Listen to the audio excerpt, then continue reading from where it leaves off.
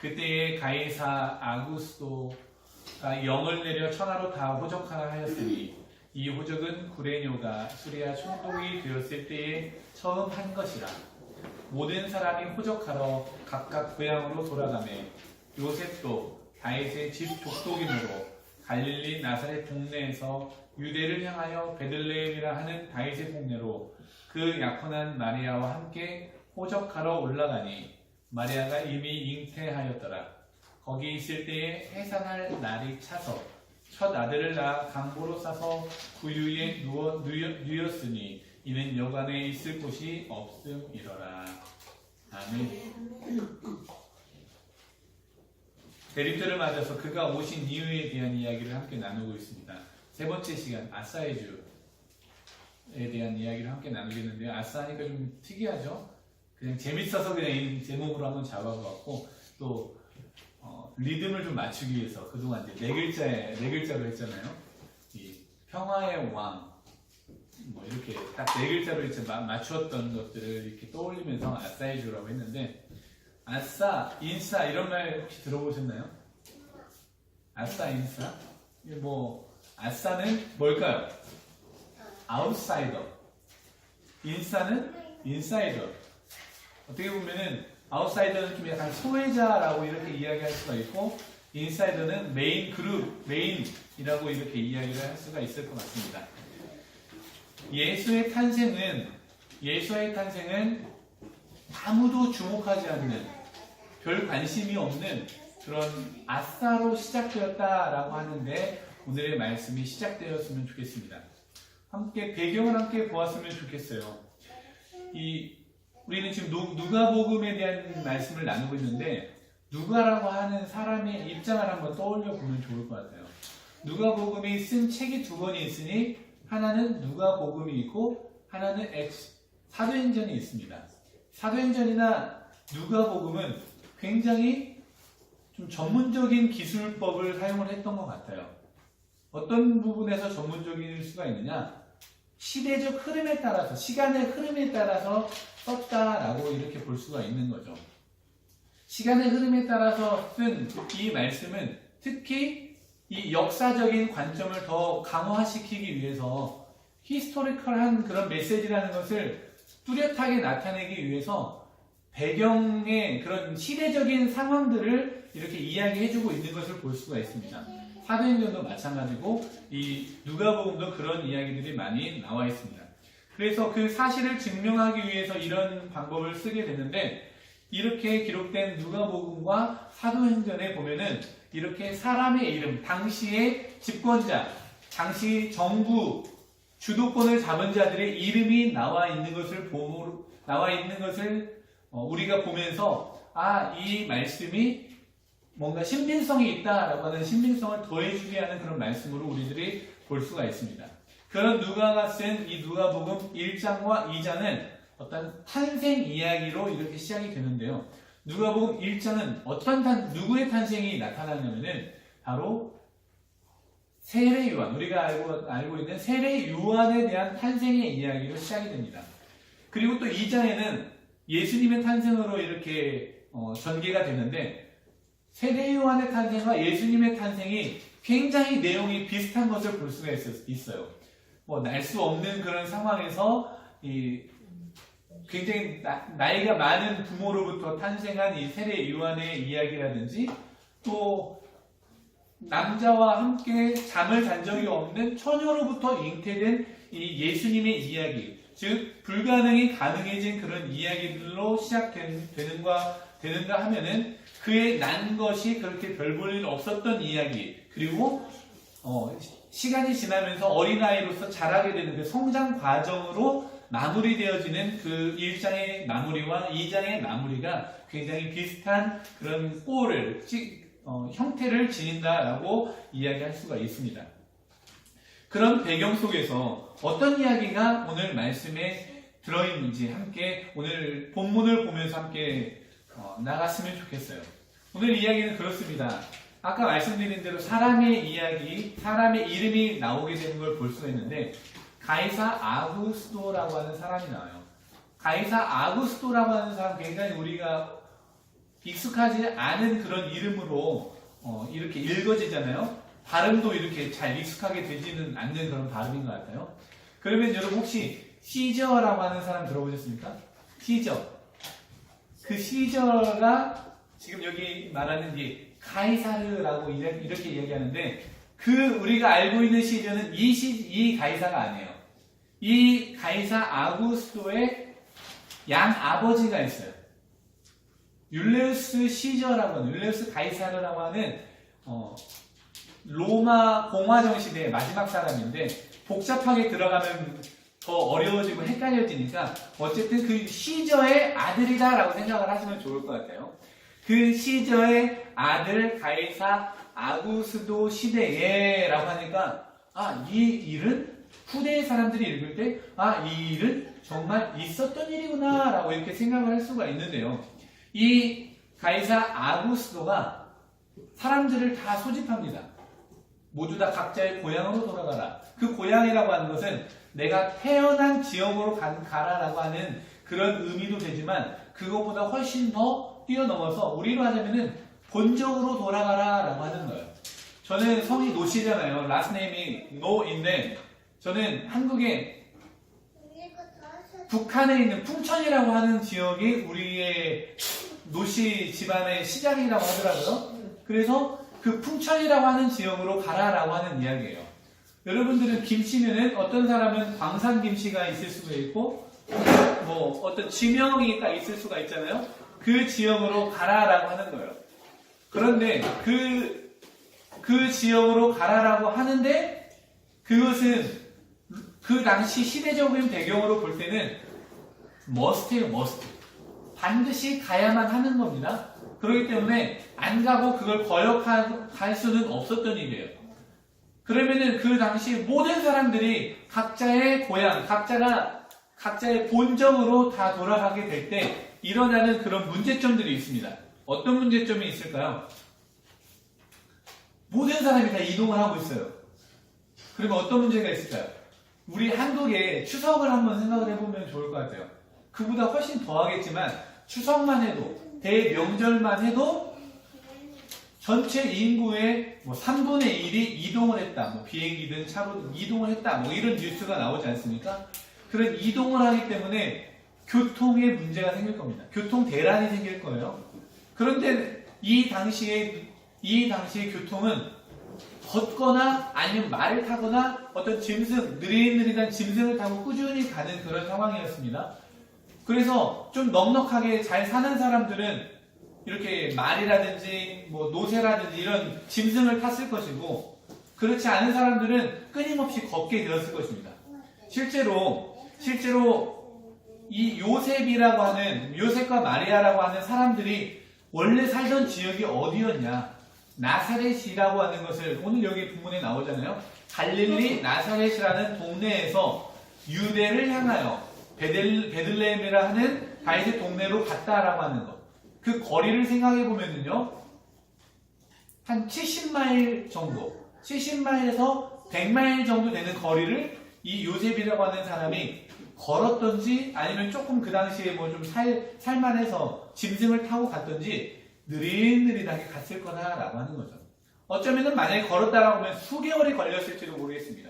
70마일이 감이 잘 안 잡힐 수도 있겠지만 여기에서 포트워스까지만 가더라도 45마일밖에 되지 않아요.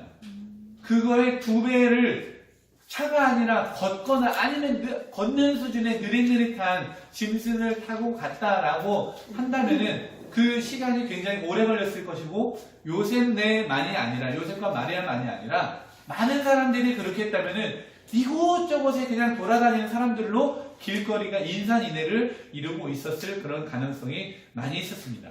더군다나 요셉은 누구와 함께 가고 있습니까?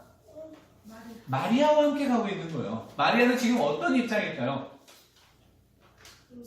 임산부예요. 아마도 지금 오늘 말씀 처음에 보면 이제 그때라고 이야기하죠. 그때를 추측해 보건대 1장에 세례 요한이 태어났을 때라고 이야기를 할 수가 있습니다. 그러면은 마리아는 아마도 임신 3개월 정도 되지 않았을까 이런 추측을 해볼 수가 있어요. 겨우겨우 좀 안정기에 접어들었다 생각이 돼가지고 여보 이제 떠납시다 하고서는 이제 떠나게 되는 거예요. 100마일 정도 되는 그 거리를 막 걸어가고 있는 거예요. 아우 힘들어 지쳐 그러던 그 세월이 한 6개월 정도가 지나는 거야. 그리고 이제 이 배는 점점 더 굴러오고 아이는 점점 밑으로 차곡차곡 내려오면서 이제 진통이 시작이 된 겁니다.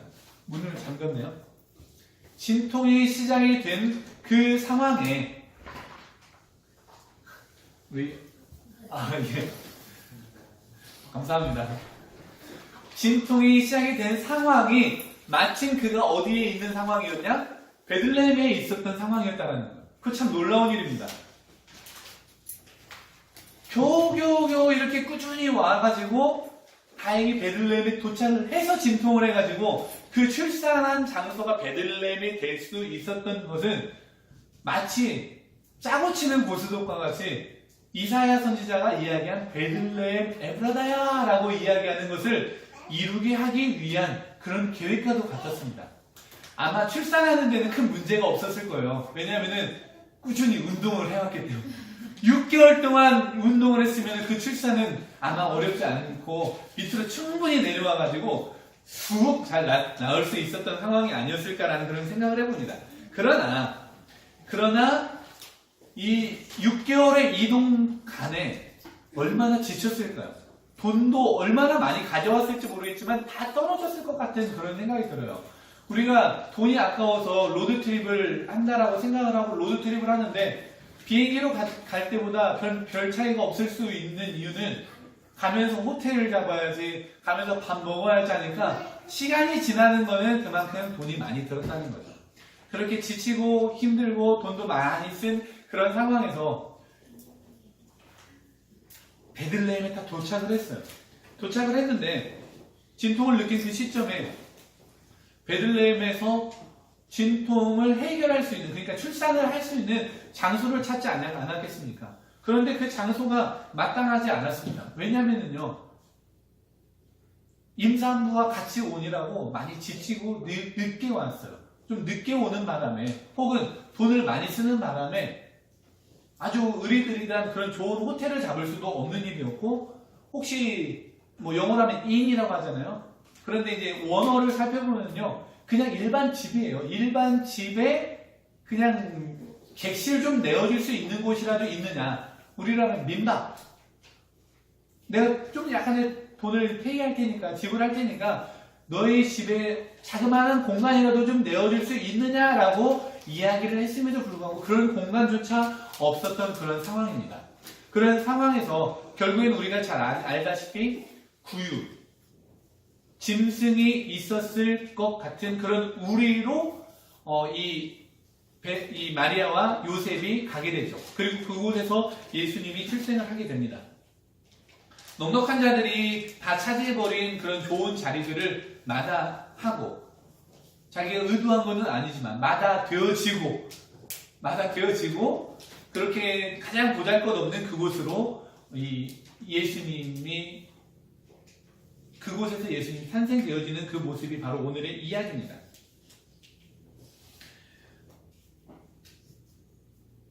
로드트립을 제가 몇 번 해봤어요. 몇 번 해봤는데 두 번째 로드트립은 여기에서 캔사스에서 LA에서 다시 돌아오는 그런 여정이었습니다. 얼마나 즐겁고 설레는 그런 여행이었겠습니까? 그런데 캔사스에서 쭉 가다가 경찰한테 한번 잡히고 딱지를 끊어서 그 딱지를 가방에다 넣었어요. 스탑사인 티켓을 끊어가지고 가방에 넣었어요. 그리고 라스베가스에서 하룻밤을 묵고 있는데 이제 거기서 지갑을 잃어버렸어요. 지갑을 잃어버리는 바람에 큰 문제가 생겼습니다. 저는 이제 미국에 온 지 얼마 안 돼가지고 이 호텔의 그런 시스템을 잘 모르는 상태에서, 호텔에서는 반드시 크레딧 카드가 필요한 거 아시죠? 그 크레딧 카드를 제출할 수 있는 지갑이 없는 거예요. 그러니까 이제 예약했던 호텔들, 그 다음에 가야 했던 LA의 호텔들을 다 빵꾸를 맞는 거예요. 갈 수가 없습니다. 왜냐면은 저를 증명할 수 있는 그 크레딧 카드가 없어가지고 내가 현금으로 너에게 디파짓 할게 라고 해도 룰이라고 하면서 결국에는 갈 수가 없었어요. 그래서 이곳저곳을 전전긍긍하다가 차라리 이러는 것보다는 차라리 그냥 저 샌디에이고로 가서 가는 길로 시간 좀 보내고 아침을 맞이하자 라고 이렇게 생각을 하고 샌디에이고로 LA에서 향합니다. 고작 2시간밖에 안 걸렸어요. 여전히 깜깜한 밤, 새벽입니다. 아마도 한 새벽 2시쯤에 샌디에이고에 도착을 했던 것 같아요. 그리고서는 겁도 없죠. 그냥 그냥 주차장에다가 파킹란에다가 그냥 우리가 차를 세워놓고 다 이렇게 뒤로 기대고 그냥 잠을 자자 하고 잠을 청하고 있는 거예요. 잠이 오겠습니까? 잠이 전혀 오지 않습니다. 그리고 가만 보니까 저 밖에는 깜깜한데 이곳저곳 사람들이 지나다니는 것 같고 왠지 저 사람들은 우리에게 어떻게 해코지 할지도 모른다는 그런 생각이 들고 어떡하지 라고 하면서 전전긍긍하고 있는 가장의 마음을 혹시 아시겠습니까? 그러다가 결국에는 다시 한번 트라이해보자 하고서는 호텔들을 찾아갑니다.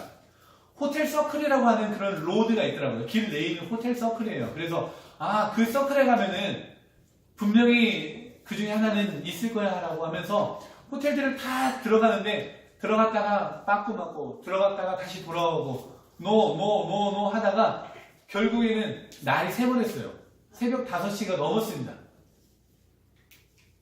그렇게 전전긍긍하고 고생을 하다가 너무너무 미안한 나머지 정말 간곡하게 사정을 하는데 간곡하게 영어로 말도 안 되는 영어로 사정을 하는데 그 사람이 친절하게 또 설명을 해주는 거예요.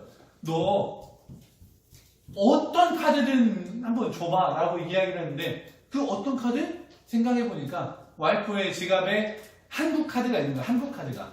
그래서 야 한국 카드도 되냐? 라고 했는데 결국에는 그게 되는 거였죠. 그래가지고 5시가 넘어서 호텔에 들어가가지고 11시에 이렇게 나오게 되는 그런 일이 있었어요. 아마 요셉도 아마 그런 마음이 아니었을까라고 생각이 돼요. 호텔이 어떤 건지는 상관이 없습니다. 어쨌든 머리를 누일 곳만 있으면 그냥 무조건 들어가고 싶은 그런 마음으로 아마 요셉이 아버지가 될 요셉이 구유라도 한번 누려보자 라고 이렇게 찾지 않았을까 그런 생각이 들어요. 그렇게 해서 이제 호적하러 그곳으로 올라갑니다. 그러면 우리가 여기에서 이 호적하러 올라갔다라고 하는 그 부분을 우리들이 좀 집중해 보면 좋겠어요. 올라가는 길. 왜 여기서 호적하러 올라갔다라고 이야기를 했을까요? 실제로 우리 올라가는 그 개념은 주로 북쪽입니다. 지도를 보면 위라고 하는 올라가는 개념이 북쪽이에요. 놀스예요. 그런데 실제로 지역적으로 보면은요. 베들레헴은 나사렛에 비해서 남쪽에 있습니다. 그럼에도 불구하고 올라갔다라고 표현한 것은 이 올라간다라고 하는 그것에 이 누가라고 하는 기자가 새로운 의미를 부여한 것이라고 저는 보고 있습니다. 올라가는 것. 실제로 이 요셉과 마리아는 올라갑니다. 나사렛이라고 하는 것, 갈릴리 나사렛이라고 하는 것, 갈릴리 하면 어디 지역이 떠올라오십니까? 갈릴리 바다, 갈릴리 호수가 떠오릅니다. 호수, 즉 해수면과 굉장히 가까운 지역이에요. 그런데 이 베들레헴이라고 하는 곳은 777m, 해발 770m의 산 지역입니다. 그 산 지역으로 점점 올라갑니다. 굉장히 힘들겠죠. 임산부 데리고 빨리 애를 잘 낳으려면은 아파트 계단을 오르내리라 라고 하는 그런 이야기가 있을 정도로 오르막길을 가는 것은 힘든 일입니다. 그런 힘든 일들, 꾸준히 힘든 일들을 끊임없이 걸어야 했던 이 요셉과 마리아의 그런 입장들을 한번 우리들이 떠올려 보았으면 좋겠어요. 예수님의 탄생을 준비하는 자들이라고 저는 그렇게 생각을 했습니다. 예수님의 아버지 어머니였던 요셉과 마리아는 예수님의 탄생을 준비하는 자들로서 그 길을 꾸준히 올라갔다라는 거예요. 어렵고 힘들지만 힘들게 올라가는 그 길, 오르막길을 걸었다라고 하는 것입니다. 힘든 길을 걸어야 하는 어쩌면 우리는 아웃사이더 인생입니다. 그러나 우리가 예수님의 길을 예비하는 아웃사이더라고 한다면 그 아웃사이더의 의미는 조금 달라질 수 있지 않겠습니까? 또 이제 우리가 유대 베들레헴이라고 하는 다윗의 동네라고 하는 그 지명에 우리가 좀 더 집중해 보기를 원합니다. 유대는 어디입니까? 우리가 아까 처음에 배경을 이야기했는데 배경은 로마 시대예요. 로마 제국입니다. 어마어마한 거대 제국. 한반도의 25배 되는 그런 영토를 가지고 있었던 어느 누구도 무찌를 수 없었던 로마 제국. 그 로마 제국이라고 하는 그 강대국에 유대라고 하는 아주 자그마한 나라. 강원도보다도 더 작은 나라. 뉴저지보다도 더 작은 그런 나라. 하나의 주보다도 더 작은 그 나라에 사람들은 별 관심이 없습니다. 아웃사이더 나라예요. 더군다나 그 나라의 정말 찌끄만한 촌라 베들레헴에 대해서는 그 어느도 관심이 없습니다. 700년 전에 이사야가 베들레헴 에브라다야라고 하면서 메시아 오실 길을 예비했던 그 말씀에 대해서는 이미 관심이 없어진 지 너무너무 오래되었던 그런 상황입니다. 그게 그걸 말하는 그런 아웃사이더의 모습. 마지막으로 무엇입니까? 말구유, 아니 말이라고 하진 않겠습니다. 구유. 저도 이제 돼가지고 구유입니다. 구유. 짐승의 영월통이라고 하는 그 구유는 얼마나 아웃사이더 중에 아웃사이더냐라는 이야기입니다. 그러고 보면은요, 왕이 올 그런 모습이 아니다라는 거예요. 왕따의 모습이 바로 이런 모습이 아니겠습니까? 가장 보잘것없는 나라에 가장 보잘것없는 그런 지역에 가장 보잘것없는 이 출생의 장면들, 이것이 바로 왕따의 모습 아니겠습니까? 그 모습 그대로 왕따들을 향해서 양따들에게 오신 예수님의 그 모습이 바로 예수님 출생 이후로 끊임없이 예수님이 가고자 했던 그 길이었습니다. 다시 말하면은 바로 예수님의 길이 바로 왕따의 길, 왕따들 향한 길, 왕따를 위한 길이었다. 아웃사이더의 길이었다라는 것입니다. 그런 탄생으로 우리는 예수님이 아웃사이더들을 향해서 오셨다라는 것을 깨달을 수 있어야 합니다. 대부분의 출생을 우리들이 떠올려 보면은요, 그래요. 제가 실시간 인구 센서스를 검색을 해보니까 지금도 끊임없이 출생을 하고 있을 거 아니에요? 무려 하루에 40만 명이 온 세계에서 출생을 합니다. 그래서 76억 명이 지금 이 땅에 살고 있어요. 뭐 죽는 사람들도 있지만 17만 명 정도가 계속해서 끊임없이 늘어나고 있는 그런 세상에서 우리가 살고 있어요. 그런데 그렇게 40만 명이 출생을 하는데 그 40만 명 중에 대부분의 아이들의 출생은 축복된 출생일 것입니다. 아주 복된 출생일 거예요. 물론 태어나지 말았으면 좋겠다라고 부모가 생각을 하면서 이 아이를 버리거나 아니면 이 아이를 유기하거나 아니면은 뭐 팔아버리거나 이런 아이들도 아주 극소수로 있겠죠. 그러나 부모가 그런 마음을 먹지 않고 축복된 아이로 생각을 했다면은 그 아이의 축복된 탄생은 최선을 다해서 좋은 자리를 만들어주는 게 바로 부모들의 모습입니다. 그런데 예수님은 정말 가난한 자들이라 할지라도 복된 출생을 자녀에게 주건만 예수님은 그런 출생이 아니었다라는 거예요. 왕으로 오셨던 그 예수님의 출생은 그 어느 사람의 출생보다도 가장 보잘것없는 출생으로 오셨다라고 하는 것입니다. 그런 출생으로 오신 예수님의 초라한 그 메시지는 저와 여러분들에게 위로의 메시지가 될 수 있지 않겠느냐라는 거예요. 그런 예수님, 초라하게 오신 예수님, 우리가 이렇게 찬양을 통해서 고백합니다. 주 예수와 동행한, 이렇게 고백을 많이 하잖아요. 주님과 함께 있으면 그게 하늘나라라고 고백하는 우리의 고백은 어느 곳에서 기초한 것입니까? 그 주 예수는 어느 주 예수입니까? 잘 먹고 잘 살고 늘 부자들과 함께하는 주 예수냐라는 이야기예요. 성경에는 결코 그런 예수로 우리에게 나타나지 않습니다. 가장 낮은 자들과 함께하는 예수, 고통당하고 있는 예수, 십자가의 예수, 그러나 그것이 영광의 길이라고 이야기하는 그 예수의 길을 우리들이 동행하는 것이 아니겠습니까? 그 신앙의 고백이 아니겠냐라는 거예요. 그런 호의호식하는 그런 삶이 아니라 철저하게 예수 그리스도의 가장 비천한 삶의 고백이 바로 우리의 지금 이 찬양의 고백이 되어야 한다는 것입니다. 길과 진리와 생명을 찾을 수 있는 그 영광된 길은 우리가 생각하는 환상적인 길이 아니라 예수 그리스도의 탄생과 같은 길일지도 모른다는 거예요. 그런 길을 우리들이 마음에 염두에 두고 이 고백이 나와야 하는 것이 맞지 않겠습니까? 말씀을 맺고자 합니다. 역사적 사실에 근거한 예수 탄생 이야기에는 철저하게 비천한 탄생의 이야기입니다. 레 미제라블이라고 하나요? 정말 비천한 자들 중에서 베스트 오브 베스트예요. 가장 비천하게 이 땅 가운데 오셨던 분, 그 분의 그 이야기는 진리에 목말라 하는 삶의 돌파구를 찾고자 하는 영원한 평강을 원하고 있는, 갈망하는 이 땅의 레 미제라블 비천한 자들에게 참된 구원의 기쁜 소식이 아니겠느냐는 거예요. 예수님도 이렇게 탄생하셨어. 예수님의 길을 가는데 나의 이 어려움과 나의 이 고통, 예수님 생각하면 이길 수 있어 라고 하는 그런 소망이 되지 않았겠느냐라고 하는 이야기입니다.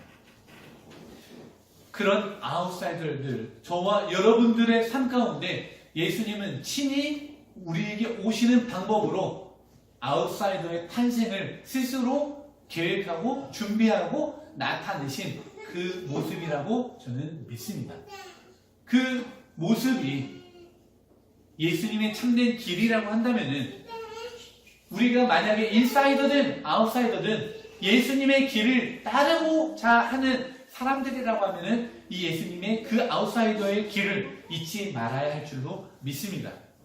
예수님이 오신 그 이유, 화려한 등장이 아니라 가장 낮은 자의 모습으로 비천하게 오셨던 예수님의 그 이유가 오늘도 세상 가운데 있는 수많은 아웃사이더들에게 우리가 예수님처럼 나아가야 할 그 기림을 일러주고 있는 것인 줄로 믿습니다. 우리가 할 수 있습니까? 없습니까? 예수님이 그렇게 할 수 있도록, 세상 가운데 나아갈 수 있도록, 아웃사이더들에게 우리의 손을 내밀 수 있도록 하시는 그런 힘이 되시는 줄로 믿습니다. 그 힘에 의지하여 아웃사이더의 주가 되시는 그 예수님을 의지하여 우리들도 소망 가운데, 그리고 그렇게 예수님처럼 나아갈 수 있는 그런 삶이 될 수 있기를 주님의 이름으로 축원합니다. 기도하겠습니다.